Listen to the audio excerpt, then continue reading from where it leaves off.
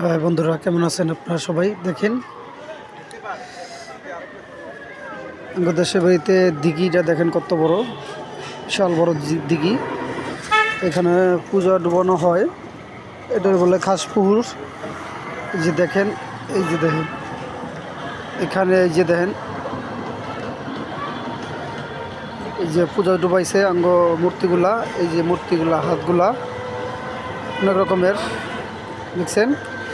এটা বিশাল বড় এরিয়া, প্রায় অনেক বিঘালিয়া এটা জমিটা, অনেক সুন্দর একটা ঝিল। জমিটা দেখতে ভালো লাগে, অনেক সময় সিঁড়িও আছে, দেখেন সিঁড়ি আছে, প্রতিটা গাড়ে গাড়ে সিঁড়ি আছে।